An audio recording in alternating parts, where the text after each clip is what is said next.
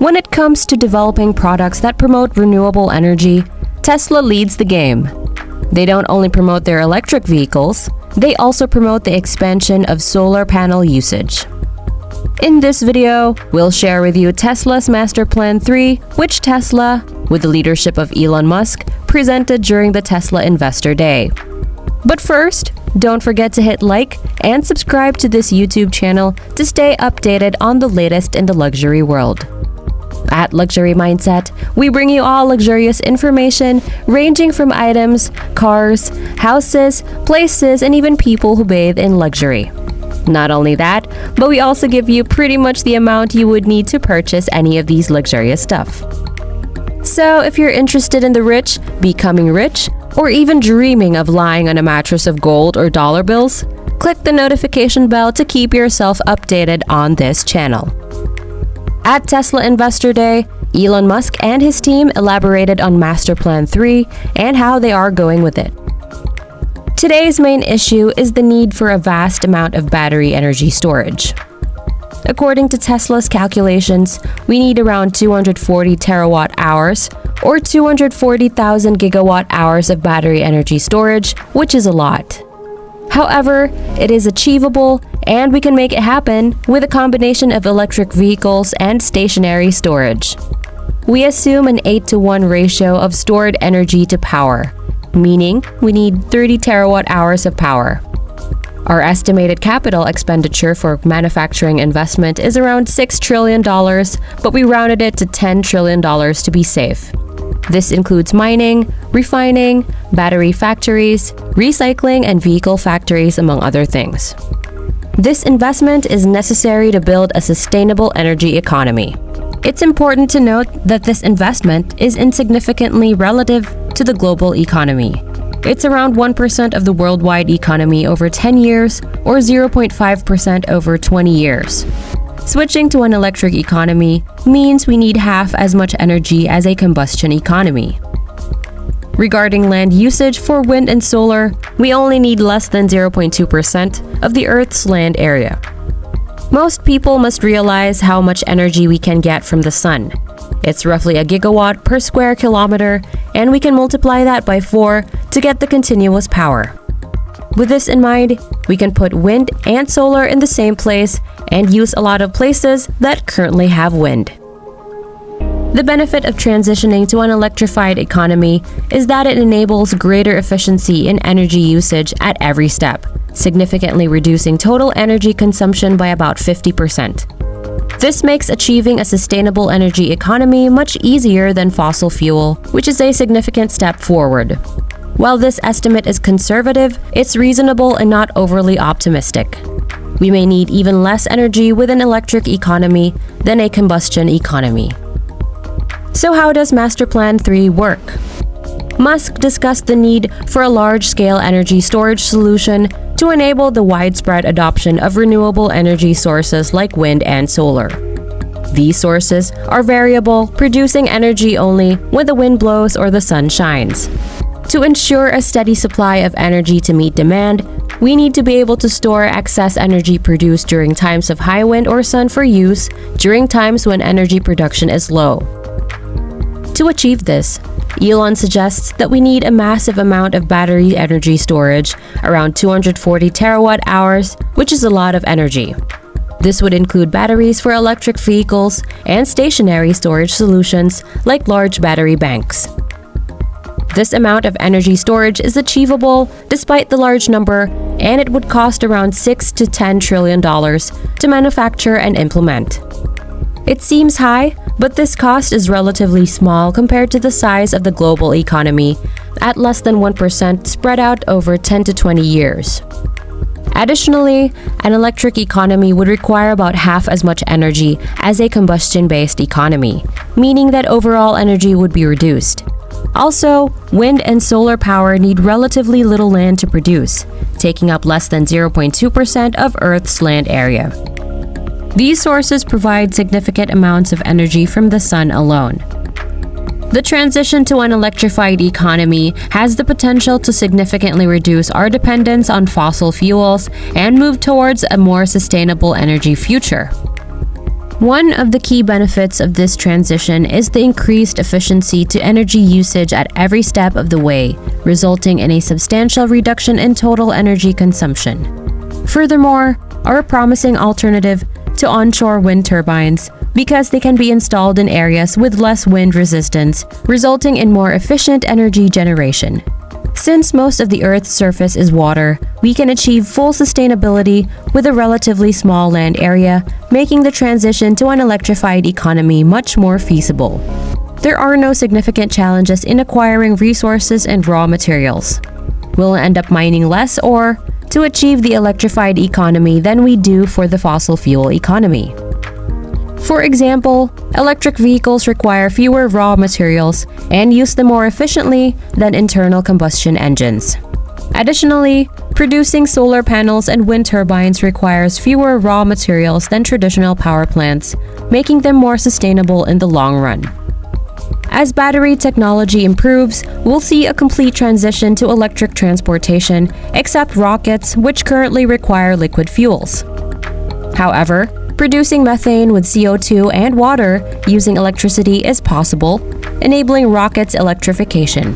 Even on Mars, where the atmosphere is primarily composed of CO2 and water ice is abundant, it's possible to produce methane and oxygen from those resources.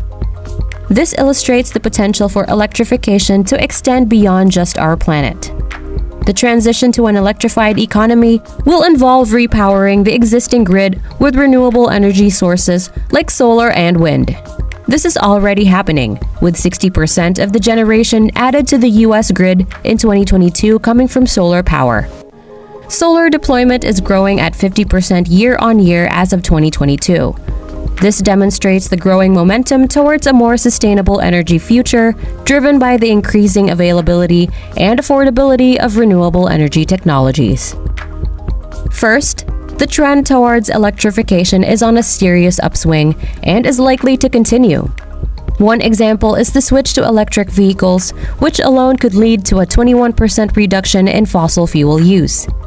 Tesla and other companies are heavily engaged in this activity, and EV production will grow 59% yearly in 2022. EVs now hold an impressive 10% market share, a significant milestone. The transition to electric and autonomous vehicles is happening rapidly, and even really old cars will eventually be replaced by fully electric and autonomous vehicles. In the future, using a non-autonomous gasoline car could be analogous to riding a horse and using a flip phone. It's worth noting that the assumption made about the number of batteries required for this transition is somewhat conservative.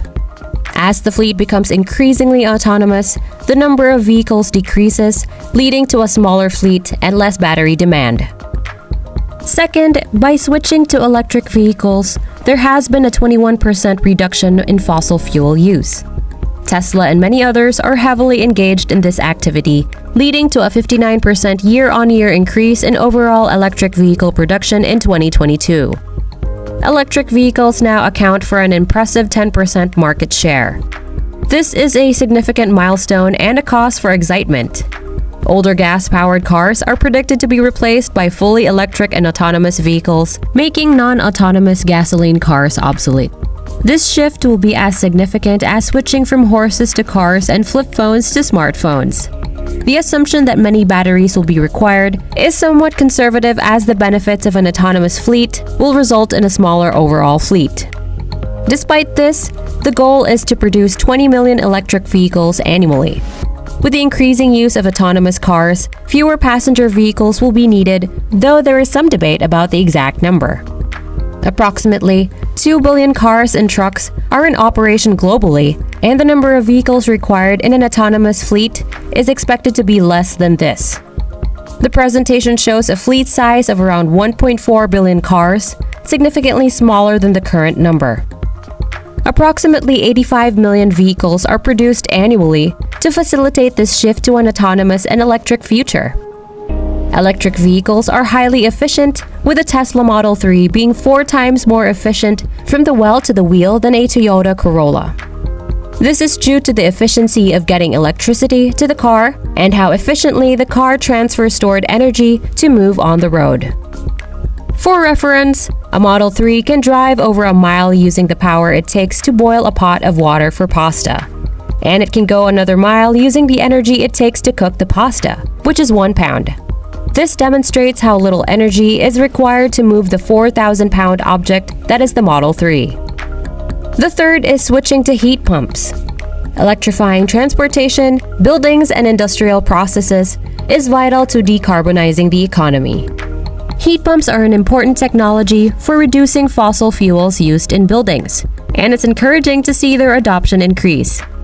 Electrifying high-temperature industrial processes is more challenging, but as you mentioned, potential solutions use purpose-built equipment and stored heat.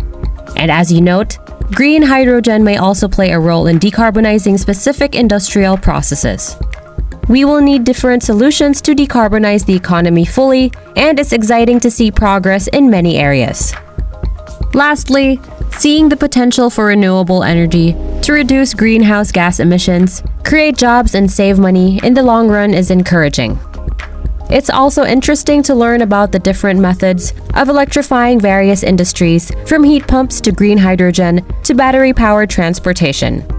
Significant investments and policy changes will be necessary to achieve a sustainable energy economy, but it's reassuring to hear that it's feasible.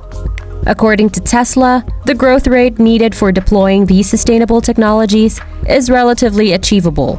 Solar and wind deployment are already growing at a breakneck pace, and only a 3 times growth rate is necessary.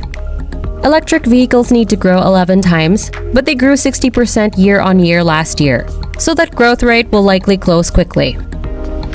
The energy storage business is also accelerating, with Tesla's energy storage business growing at a 65% compound annual growth rate since 2016. The goal is to reach 20 million electric vehicles per year and 1 terawatt-hour of stationary storage per year as soon as possible.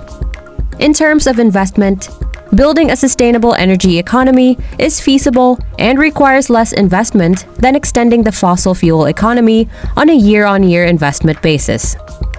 This investment is around 10% of 1 year's world GDP, or 60% of the investment made in fossil fuel infrastructure last year. It is also important to note that less than 0.2% of the land is needed to achieve this transition. The current intensive farmland covers about 12.5%, while sustainable energy land only requires 0.2% of the land and can be situated in barren, sparsely populated regions without displacing farmland, forests, or jungles. Therefore, the transition to sustainable energy would have a minimal ecological impact and may even reduce the current environmental impact. In terms of mineral extraction, a sustainable energy economy would replace fossil fuel extraction with the materials necessary for sustainable energy, reducing extracted minerals. The mining and refining new materials required for sustainable energy is achievable, and the necessary resources are already available on the planet. Despite on the current UCGS resources, the cumulative demand for transitioning towards a sustainable energy economy until 2050 is not breaking the bank for any of these materials. History shows that we tend to find more as we extract resources, and resource availability has increased for crucial materials to the sustainable energy economy since 2000. Despite this, there still seems to be confusion about lithium. Lithium is a common element on Earth. No country has a monopoly on it. There is enough lithium in the United States alone to electrify the entire planet. The limiting factor is refining lithium into battery-grade lithium hydroxide or lithium carbonate. The same is true for other materials needed for sustainable energy, and the investments needed to refine these materials are small. They just need to happen. Nickel is the trickiest to solve, but even for nickel, the world has enough reserves, and the resources have grown. The vast majority of the heavy lifting for electrification will be done with iron-based cells. And since iron is the most common element on Earth, we will have it. Ultimately, we can transition towards sustainable energy through resource extraction and battery production.